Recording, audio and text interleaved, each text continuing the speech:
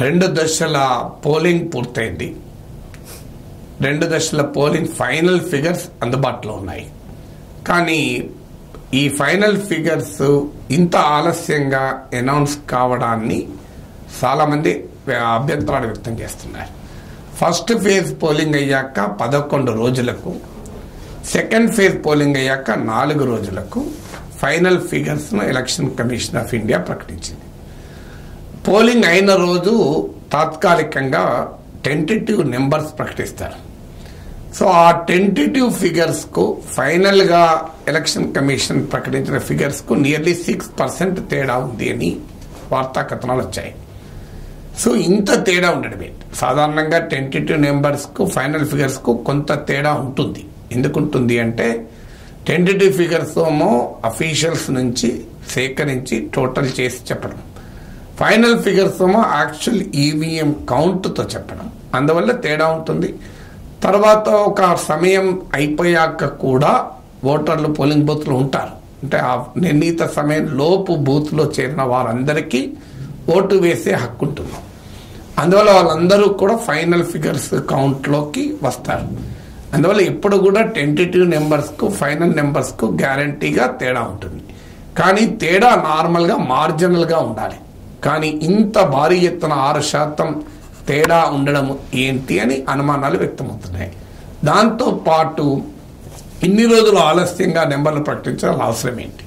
ఆధునిక సాంకేతిక యుగంలో ఒక ఎన్నికలు అయిపోయిన కొన్ని గంటల్లోనే, అది కూడా ఎలక్ట్రానిక్ ఓటింగ్ కనుక ఎంతమంది ఈవీఎంల పైన బటన్ నొక్కారని తెలవటానికి, వాటిని టోటలింగ్ చేస్తానికి, యాడప్ చేస్తానికి 11 days ఫస్ట్ ఫేజ్ కు, సెకండ్ ఫేజ్ కు 4 days పట్టాల్సిన అవసరమైతే లేదు. అయితే దీన్ని బట్టి ఎలక్షన్ ప్రాసెస్ ఇంటెగ్రిటీని మనం క్వశ్చన్ చేయకూడదు. కానీ ఈ అనుమానాలు రైజ్ కావడం కూడా ప్రమాదకరం. ప్రజాస్వామ్యంలో ఏంటంటే ఫ్రీ అండ్ ఫెయిర్ ఎలక్షన్స్ రాజ్యాంగ మౌలిక స్వరూపంలో భాగం. ఫ్రీ అండ్ ఫెయిర్ ఎలక్షన్స్ పైన విశ్వాసం ప్రజలకు ఉండాలి. డెమోక్రటిక్ ప్రాసెస్ పైన, ఎలక్టోరల్ ప్రాసెస్ పైన ప్రజలకు విశ్వాసము సన్నగిలితే అది ప్రజాస్వామ్యానికి ప్రమాదకరం. సో ఆ విశ్వాసము సన్నగిల్లకుండా జాగ్రత్త పడాల్సినటువంటి బాధ్యత ఎన్నికల వ్యవస్థపై ఉంటుంది.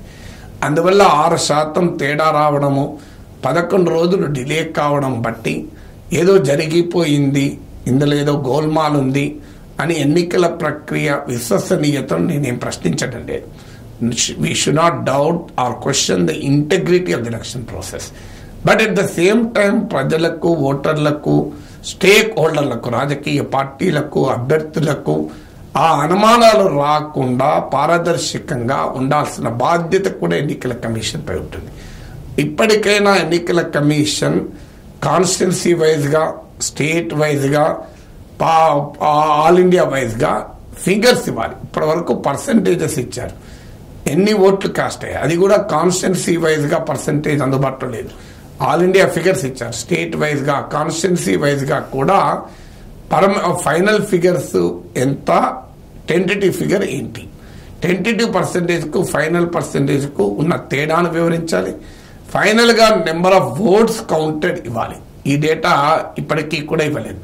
అందువల్ల అలా ఏ కాన్స్టిట్యున్సీలో టెంటేటివ్ నెంబర్తో పోలిస్తే ఫైనల్ నెంబర్ అనూహ్యంగా పెరిగిందో చూసి అక్కడ ఎందుకు పెరిగింది, అంటే టెంటేటివ్ ఫిగర్స్ కు ఫైనల్ ఫిగర్స్ కు మధ్య ఇంత భారీ తేడా ఎందుకుంది, ఇంత ఆలస్యంగా ఫైనల్ ఫిగర్స్ ప్రకటించడానికి కారణాలేంటో కూడా ఎన్నికల కమిషన్ ఓటర్లకు చెప్పాల్సిన అవసరం ఉంది.